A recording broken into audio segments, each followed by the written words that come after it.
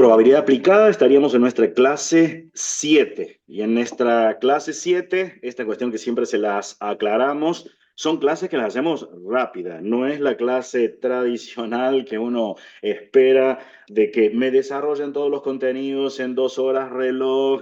No, porque estamos en educación a distancia. Entonces, por eso les decimos que los que les queda el video de la clase teórica no debe considerarse como el sustituto o reemplazo de la lectura del material. Ese material ha sido pensado para educación a distancia. Si lo comparan y lo ven con lo que aparecería en un libro clásico de probabilidad y estadística, no es lo mismo. Está pensado para ustedes con cuestiones para recordar, curiosidades, mira este video. Está pensado para educación a distancia. Y lo único que nos hacemos acá en la clase es centrarnos en los puntos centrales para la discusión de esta cuestión que a lo mejor uno está leyendo y me pierdo de vista cuál es el norte que tiene el material o el que les damos a la materia. Piensen que la misma materia dada para un licenciado en análisis y gestión de datos no es lo mismo que si se la estoy dando para alguien que va a ser matemático, que a alguien que va a ser ingeniero, que a alguien que va a estar cursando enfermería, medicina, cualquiera de ellos. Entonces, el título puede ser el mismo, les contamos cuál es el enfoque particularmente para ustedes como que van a ser analistas y gestores de datos. En última instancia, uno puede decir, bueno, me vuelvo con la clase en algún aspecto, miro, me voy al material y avanzo en ese sentido. No olviden que tenemos este contrato didáctico, que les pedimos leer ese módulo que ha sido preparado para ustedes, para recién avanzar con el práctico y poder asistir a las clases sincrónicas y que tenga resultado. No estar esperando en la clase sincrónica, me van a explicar todo como en la clase tradicional. Lo decimos varias veces porque sabemos que hay personas que a lo mejor no vieron, nosotros podemos hacer el control de quienes ven cada uno de los videos y hay estudiantes que todavía no vieron ninguno de los videos o los ven en desorden, ven los de las últimas clases y por eso repetimos estos en varias partes. Si uno no hace una lectura del material o no viene llevando bien la materia, esto resulta así chino, lo que uno está diciendo. ¿Qué me está diciendo? Está o va muy rápido en ese sentido, entonces para eso, bueno, tenemos este espacio de intercambio y tienen ustedes también los espacios, los foros de intercambio. Revisión que nosotros hacemos, y esto estaríamos comenzando la unidad número 3 de las 4 totales que tiene nuestro programa de probabilidad aplicada. Es la unidad número 3, que son variables aleatorias continuas y distribuciones de probabilidad. Hoy vamos a repasar, no es que vemos los contenidos, sino nos focalizamos en variables aleatorias continuas, distribuciones de probabilidad de variables continuas y una introducción a la distribución normal de probabilidades. Eso lo vemos ahora. Estos son todos los contenidos que nosotros tenemos en el plan de estudio, los contenidos mínimos de la materia, como para que también ustedes aprendan a mirar cómo de unos contenidos mínimos uno los desagrega. Si uno está viendo, nos está quedando, estamos viendo acá variables aleatorias, vimos discretas, vemos continuas, distribuciones, funciones de probabilidad. Las vimos en la unidad anterior, discretas, vemos ahora continuas. Nos queda una cuarta donde retomamos algunos aspectos. Ya hemos visto toda la cuestión de valor esperado y varianza, esperanza condicionada, introducción a la probabilidad bayesiana y a las distribuciones bidimensional y multidimensional, las retomamos en esta unidad. Nos queda para la última, ley de los grandes números, teorema central del límite, ¿qué es esa? Así son los contenidos, distribuciones, leyes y teoremas de la probabilidad. Vamos a retomar cuestiones de que estaban en la unidad número 2, que es la distribución de probabilidad binomial, que no la vimos, pero la tomamos, que es una de las variable aleatoria discreta. Métodos para encontrar probabilidades binomiales, justificación de la fórmula de probabilidad binomial, distribución de probabilidad de Poisson.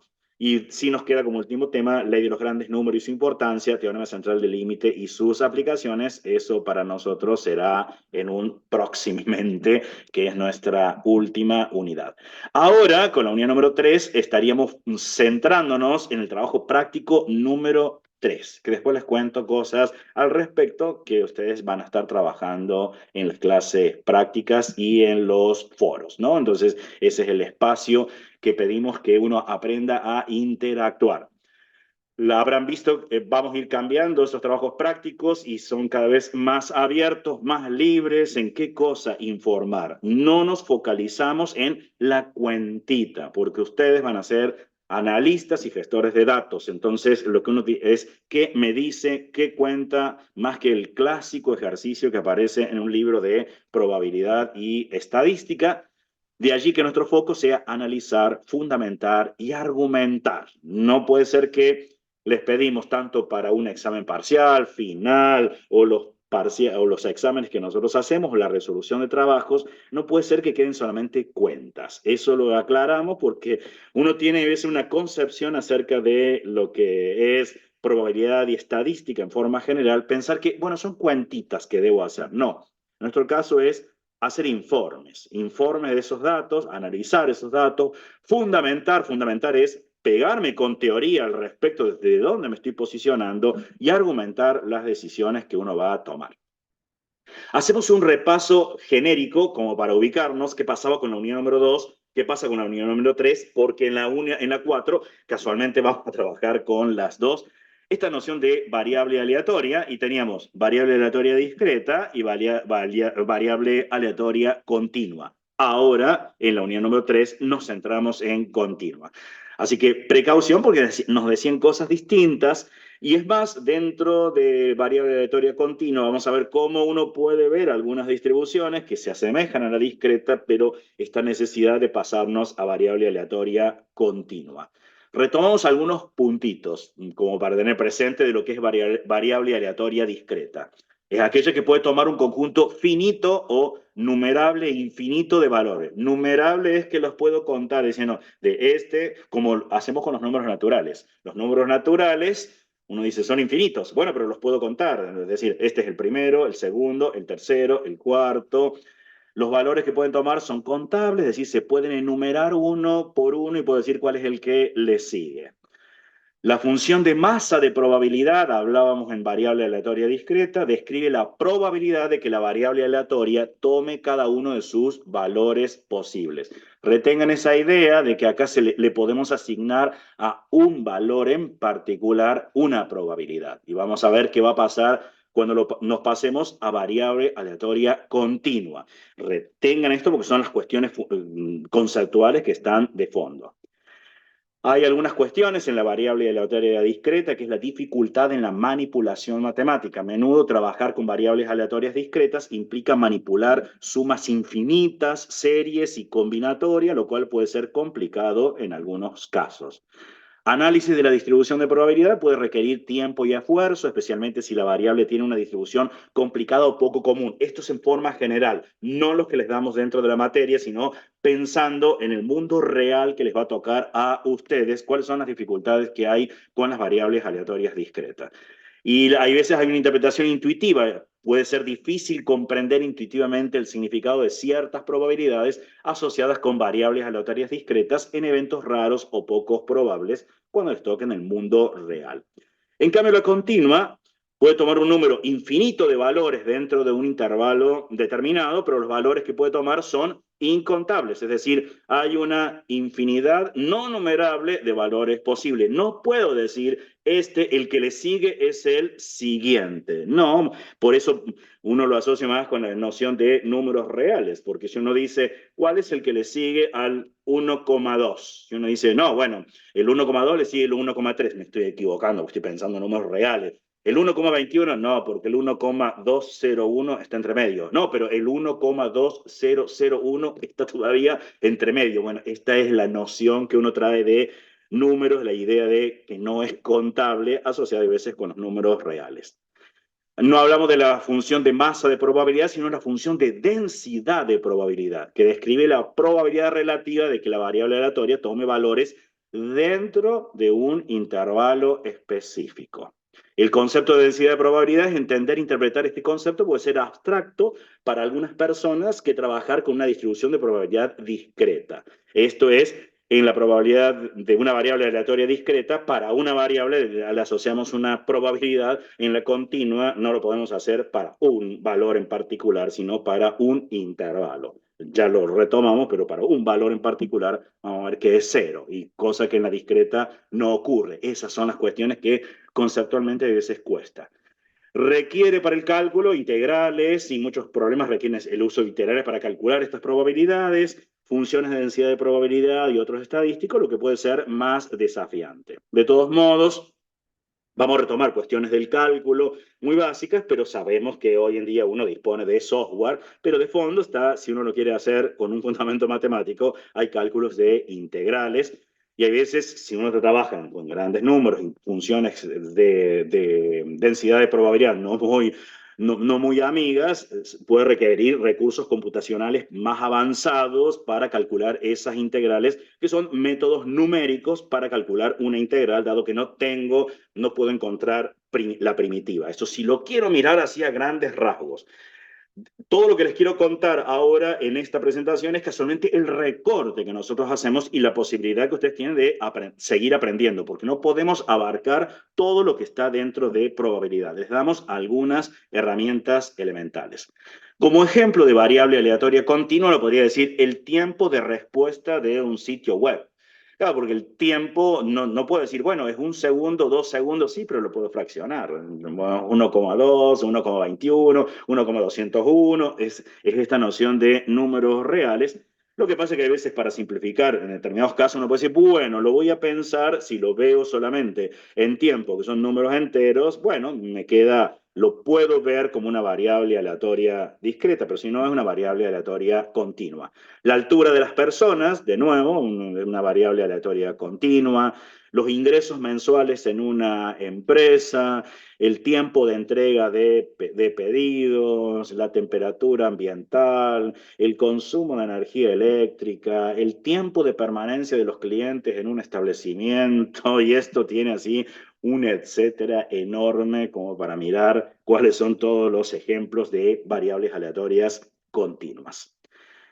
Veamos algunas cuestiones que recordamos de variable aleatoria discreta. Dentro de variable aleatoria discreta, porque ahora las vamos a retomar, algunas ideas las vamos a ajustar para variable aleatoria continua.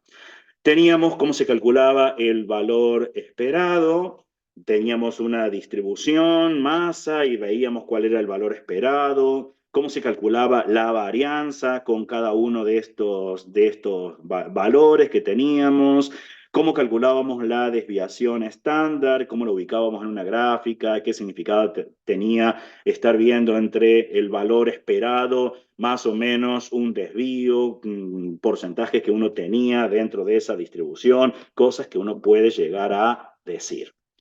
Ahora, cuando nos vamos a variable aleatoria continua, tomemos así como un ejemplo para que no quede tan abstracto lo que les estoy contando. Está dentro del módulo contado, pero supongamos que uno analiza índice de masa corporal.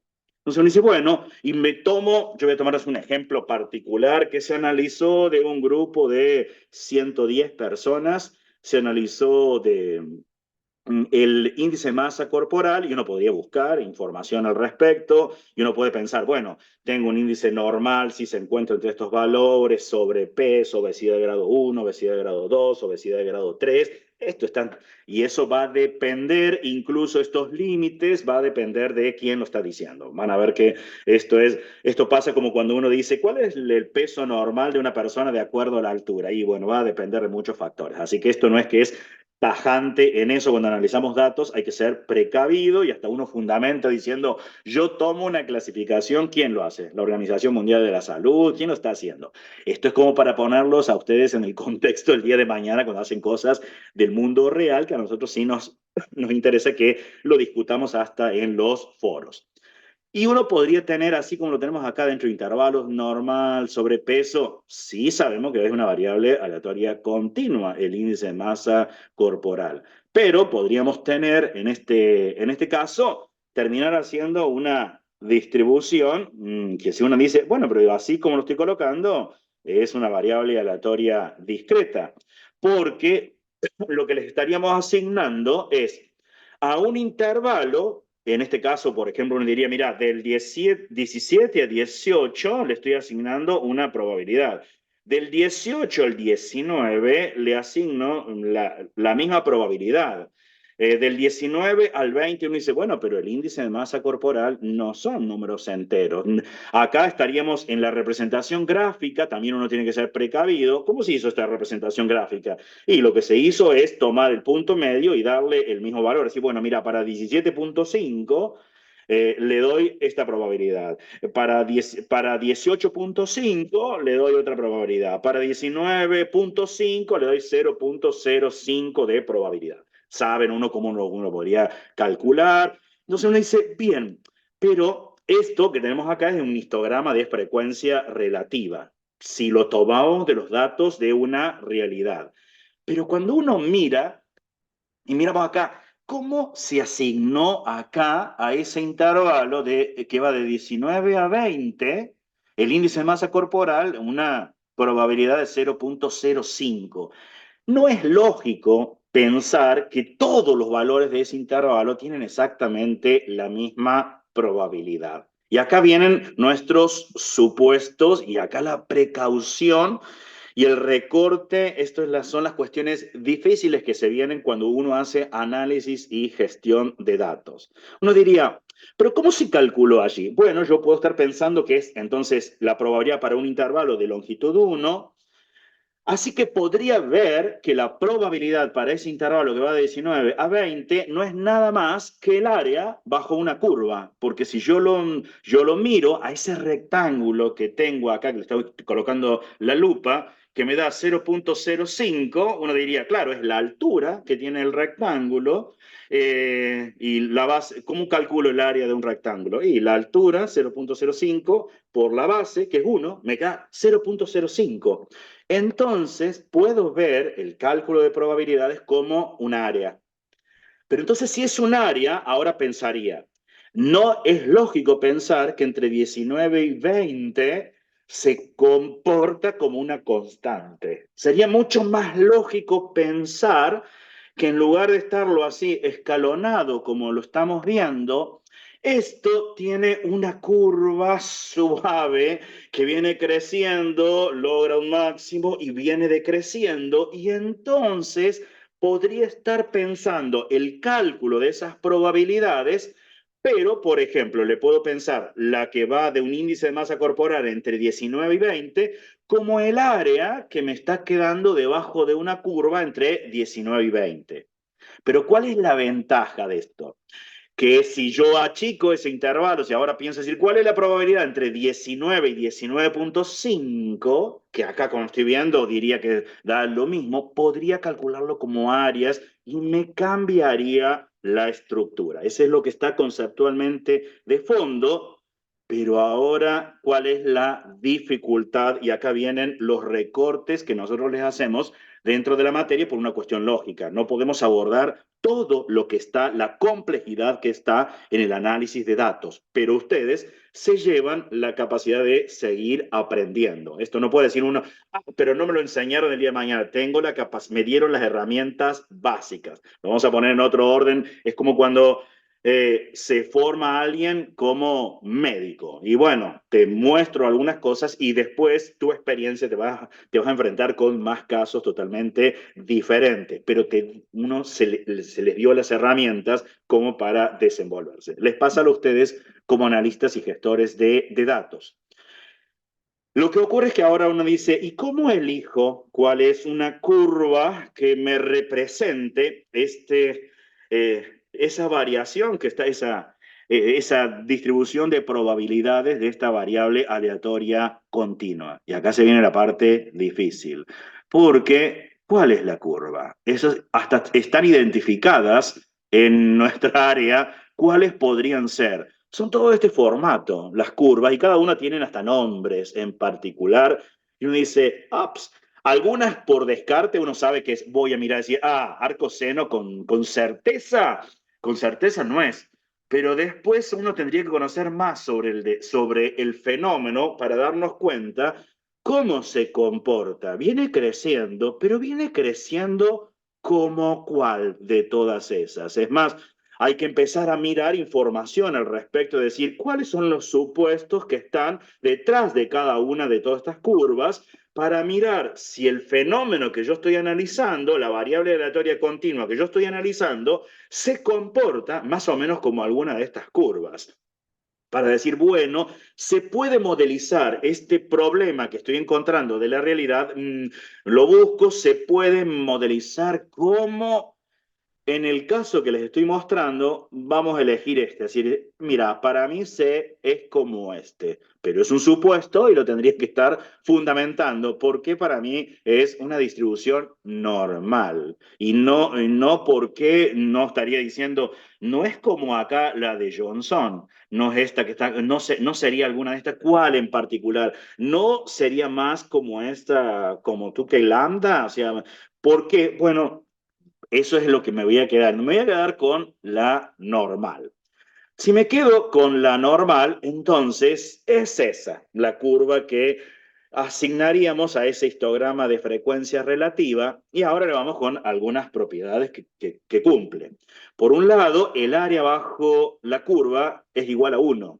Uno dice, ¿por qué es igual a 1? Y bueno, es una cuestión que uno dice es de sentido común. ¿Cómo era que estábamos? ¿Cuál era el fundamento de que cambiábamos ese histograma de frecuencias por una curva? Era porque queríamos calcular la probabilidad para un determinado intervalo. Entonces me permitía calcular como un área, por ejemplo, si yo digo la probabilidad que el índice de masa corporal se encuentre entre 19 y 23, sería el área que yo tengo en este caso debajo de la curva. Pero si tengo toda la curva que me representa la distribución de probabilidades de esta variable aleatoria continua, me tiene que dar área igual a 1. ¿Por qué área igual a 1? Y es el 100% de probabilidades. Y lo tengo repartido en los diferentes intervalos, otras probabilidades. Esta, le llamamos, la que está en rojo, nuestra función de densidad de probabilidad. Veamos algunas cuestiones. Y acá ¿dónde está el principio? Que partimos de un conjunto, son discusiones que quiero traer hacia colación, como lean el material, porque partimos de un conjunto de datos que los obtenemos de la experiencia y nosotros en nuestra función de densidad de probabilidad sabemos algunas propiedades. Debe ser mayor o igual que 0. Y ahora el área sabemos que tiene que ser igual a 1. Matemáticamente, ¿cómo lo decimos? Y bueno, no es nada más que una integral definida desde menos infinito a infinito de la función de densidad de probabilidad y esa área me tiene que dar igual a 1. ¿Qué otras cosas más tienen esta función de densidad de probabilidad? Que la probabilidad si yo elijo un valor particular, pensemos en nuestro ejemplo de índice de masa corporal, es igual a 0 en nuestro caso. Piensen cómo lo estábamos sacando, era un área. Claro, si yo tengo, mira, puedo tener la altura y ahora tengo la base, que claro, la base me queda para un solo valor, es base 0. Si lo quiero mirar en términos de áreas, va a ocurrir de esa forma. Entonces, para variable, esa es una de las cosas que nos cuesta a veces entender. Para una variable aleatoria continua, tiene sentido calcular probabilidades, pero por ejemplo, bueno, que estén comprendidos entre dos valores, por ejemplo, o que la probabilidad sea mayor o igual a cierto valor, si estamos pensando en índice de masa corporal, es decir, bueno, ¿cuál es la probabilidad que sea para este grupo mayor o igual que 25 o que sea menor que 28 y ahora se nos vuelve algo difícil? Estos cálculos de mayor que 25, menor que 30, en alguien que hace análisis y gestión de datos, tiene que estar fundamentado. Para nosotros no tiene sentido solo sacar la cuenta por la cuenta misma, es ¿por qué elegimos el 25? ¿Por qué elegimos el 30? Eso es lo que quiero traer en esta clase, cuestiones de discusión que les sirve a ustedes de los trabajos prácticos.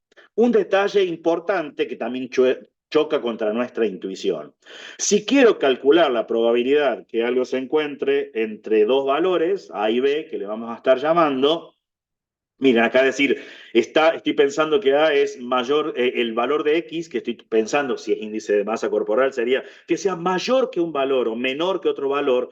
Como estamos con una variable aleatoria que es continua, que tengo infinitos valores, Da lo mismo si lo calculamos tomando los valores del extremo. Así que si me piden mayor que el valor de A, menor o igual que el B, en realidad el cálculo es como integral definida entre A y B. Ese es otro detalle a tenerlo presente porque lo que estamos haciendo es pensar menor que B es que no lo tomo a B, pero tomo todo lo que está próximo a B, pero como tengo infinitos valores, uno dice, bueno, matemáticamente no es nada más que considerarlo como una igualdad. Eso es como para que les sea más simple para entender las fórmulas que les presentamos dentro del módulo. Retomemos globalmente como para que estas ideas queden así, no queden tan en el aire y se entienda lo que les planteamos en el material teórico. Tomemos el problema de índice de masa corporal, que es el que tienen en el módulo. Yo lo tomo con otros valores diferentes a los que están en el módulo, que tenemos algo así, que nos dice, mira, bueno, entre 0 y 18 hubo 2 personas, entre 18 y 19, 3 personas. Eso es porque sistematizamos los datos. No significa que esas 3 personas tuvieron exactamente, uno dice entre 18 y 19, quiere decir que me dio un valor. Cuando hice el cálculo, tendría que ver cómo hago el cálculo de índice de masa corporal, no me dio exactamente, me dio un número que está dentro del intervalo. Después uno la probabilidad, ¿cómo la calcula? Y eran 110 que estábamos acá, básicamente es decir, bueno, si acá tenemos 2 personas, 2 en 110 me está dando el cálculo de probabilidades. Era esta la gráfica que yo les presentaba. Y ahora la pregunta es, ¿y cómo surge la curva que nosotros estábamos colocando, que era esa, la de distribución de densidad de probabilidad? Y decíamos, bueno, elegimos que sea la normal, un nombre que le damos a la curva en particular. Eso requiere conocer la media de esa distribución y el desvío. Y acá viene algo interesante, porque uno dice, ¿y cómo lo puedo calcular? Bueno, si tengo un conjunto de una variable aleatoria discreta, tengo formas de cómo lo puedo calcular. Ahora, si tengo una variable aleatoria continua, voy en el texto, me dice, surge a través de la función de distribución de probabilidad, que es la normal. Teniendo esta función, yo puedo calcular la media y el desvío. Y uno dice, bueno, pero acá es quién está primero, porque para encontrar esta función, casualmente, necesito de la media, mu, que aparece acá, y necesito del desvío. Acá, bueno, desvío elevado al cuadrado me queda la varianza, si lo quiero mirar de esa forma. Bueno, hay formas experimentales de cómo puedo construir el software, a veces poniendo pequeños datos, lo muestra rápidamente, pero ese es el formato que tiene una distribución de densidad de probabilidad normal para variables continuas, donde requiere como dato conocer entonces el desvío y la media. Hacia la semana que viene, que vamos a profundizar sobre lo que es la distribución de probabilidad normal, vamos a ver cómo se calcula la media y vamos a volver a discutir estas cuestiones de quién está primero, porque yo para definir esa función necesito la media y el desvío, y cuando veo la definición, cómo se calcula la media y el desvío, se requiere de la función. Entonces es algo como decir, ¿quién está primero? Porque uno depende del otro. Ahora, cuestiones que nosotros hacemos preguntas.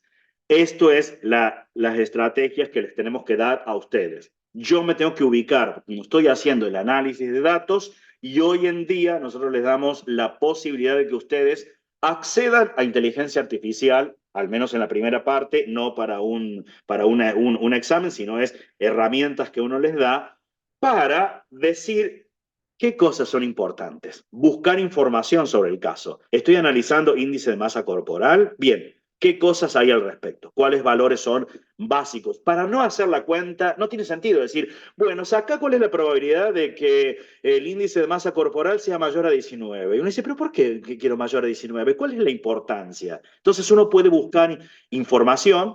Eso tienen que adquirir importancia ustedes, digo, agilidad y competencias. Entonces uno puede decir, por ejemplo, la probabilidad, puedo pedir información y decir, bueno, mira, la probabilidad de que el índice de masa corporal sea menor o igual a cierto valor. Esto puede ser útil para determinar la proporción de la población que tiene un índice de masa corporal por debajo de un umbral específico, como el límite inferior para el peso saludable, por ejemplo. Entonces, bien, porque muchos de los problemas que nosotros les dejamos no los convertimos en el clásico problema de matemáticas que les decimos calcula la probabilidad que sea, pero si eso es un cálculo de un integral que lo hace rapidísimo un software. Lo que queremos es que aprendan a analizar y gestionar datos. Entonces, tengo que buscarme y ser competente en esto, decir, bueno, me impregno del caso y empiezo a buscar información al caso. Probabilidad de que el índice de masa corporal sea mayor o igual a cierto valor. Esto puede ser relevante para identificar, bueno, la proporción que se encuentra en riesgo de estar en sobrepeso, en obesidad. Bien, entonces ahora puedo determinar cuándo un índice de masa corporal estoy en sobrepeso, cuándo estoy en obesidad. Entonces, eso me permite dar fundamentos en particular. O que esté comprendido entre dos valores, puedo entre el rango normal y saludable, por ejemplo, o que esté dentro de cierto percentil, o que esté por debajo de ciertos percentiles. Esto lo puede uno buscar y puede buscar información. Si lo apelamos, por ejemplo, a inteligencia artificial, uno puede decir, ¿cuál es la probabilidad de que el índice de masa corporal esté dentro de un rango saludable? Y te pueden sugerir, decir, sería razonable que se encuentre entre el 18.5 y el 24.9, porque es un rango de peso normal a saludable según la Organización Mundial de la Salud. Bien, entonces puedo pedirle que me dé cuál sería el fundamento de hacer ese cálculo. Entonces eso me permite en el informe no solo hacerle el cálculo, sino decir, ¿y qué leo con esto? ¿Por qué hago esa cuenta? La cuenta después es o el cálculo integral, lo hace el software, básicamente es calcular, no vamos a entrar en el detalle matemático de fondo, pero es la función de densidad de probabilidad porque elegí la normal y la tengo que calcular entre 18.5 y 24.9. Yo ya sé por cálculo que eso tengo que encontrar la función primitiva, evaluarla en el límite superior 24.9, restarle el valor del límite inferior 18.5. Esa cuenta después me va a dar un número que matemáticamente es el área que está debajo de esa curva, en este caso particular, que me da 0.6643. Entonces uno dice, ¿y qué leo ahora? Leo que de la población, estos 110 que estuve analizando, y podrían ser mucha cantidad de datos, el 66,43% se encuentra en un rango normal a saludable según la Organización Mundial de la Salud. Empieza a cobrar sentido el informe que estamos haciendo. El código criterio podríamos decir, bueno, ¿cuál sería un límite superior de peso, por ejemplo, saludable? Me dice, bueno, podrías calcular que sea mayor o igual a 25. ¿Por qué 25? Porque es el umbral para el sobrepeso según la Organización Mundial de la Salud. Y me da un fundamento. Matemáticamente, de nuevo, lo voy a ver como un integral, solamente que acá en este caso me quedan integrales impropias. Uno es desde 25 a infinito y tengo formas ya, para eso ustedes tuvieron cálculo de por medio como para entender cómo uno hace el cálculo matemático de esta probabilidad en particular. No me voy a meter en el detalle matemático. Recuerden que lo que quiero hacer acá es quedarme con las ideas de lo que está de fondo. La idea de por qué seleccionar un determinado valor y cómo buscar los fundamentos, más que la cuenta por sí sola, que uno podría decir, cuando la probabilidad es mayor que 20, y uno dice, pero ¿para qué lo quiero en este contexto mayor que 20? ¿Cuál es el fundamento? ¿Cuál es la importancia? Queremos que se lleven ese mensaje. Acá diríamos, bueno, que se encuentre por encima, que es el umbral de sobrepeso. El 29,72, casi el 30%, se encuentra por encima del umbral de sobrepeso según la Organización Mundial de la Salud. Hay muchos más factores de tener de por medio si uno está haciendo un análisis de un caso real. Necesitaría darme cuenta si esto eran niños, eran adultos, los veo por género, no los veo por género. No es lo mismo hacer el análisis con justo me fui a adultos mayores, no lo estoy haciendo con niños. Eso en los informes y uno tiene que trabajar con un especialista, un nutricionista, algo en el caso real, ¿no? Nosotros no les estamos pidiendo eso, sino es que se lleven ese mensaje ustedes de la complejidad porque lo estamos formando como licenciados en análisis y gestión de datos. Bueno, con el mismo criterio podríamos pensar, bueno, ¿cuándo es mayor o igual que 30? ¿Por qué 30? Porque es el umbral para la obesidad, por ejemplo, y cuando lo miro acá casi ni siquiera me aparece dentro de la gráfica porque me queda casi un 0,72%, es muy bajo para este caso de la población. En cuanto a recursos, hay mucho software para trabajar con los problemas. Yo le voy a dar los fundamentos de qué cosas trabajamos nosotros dentro de la cátedra, pero se tiene que llevar el mensaje más general, porque yo puedo ver caso general, que es lo que nosotros hacemos, informes rápidos y resúmenes de datos, representarlos, crear tablas de resúmenes, pequeños cálculos, informes y reportes rápidos. Bueno, uno lo puede hacer con Excel, con GeoGebra, como estaba en mi caso, con Power BI. Uno puede usar de esta naturaleza. Estos son más para cuestiones didácticas, enseñarles cosas. Pero en los casos reales, cuando uno hace estudios científicos, referido a salud, biología, estudios de mercado, donde uno no tiene tanta cantidad de datos, donde hay que hacer análisis simples sin necesidad de modelos personalizados, donde no es necesario la iteración o replicar el cálculo muchas veces, y lo tiene la mayoría de los artículos científicos, bueno, uno puede encontrar el SPSS, puede encontrar el Commander, el User, el SAS, el eViews, el Minitab, bueno, hay software al respecto que son más potentes unos que otros y cuando ustedes se encuentren trabajando en un lugar, bueno, va a depender del software que trabajen. O, por ejemplo, si uno quiere trabajar con ciencia de datos, donde uno trabaja con grandes volúmenes de datos, lectura de datos robusta y automatizada, o sea, no se introducen a mano, análisis personalizado, sí, la necesidad de automatizarlo y robustez en los cálculos, pero también flexibilidad. Bueno, R es uno de ellos, Python, TensorFlow, MATLAB, y podríamos continuar, como para pensar, porque si no después uno entra en la discusión, pero ¿por qué yo puedo usar? Nunca les vamos a decir con qué software usar algo para la resolución, sino que eso va a depender del caso ahí en particular. Miren, por ejemplo, en GeoGebra, sin hacer el curso de GeoGebra, no porque lo usen, ¿no? Es solo para que se lleven un dato.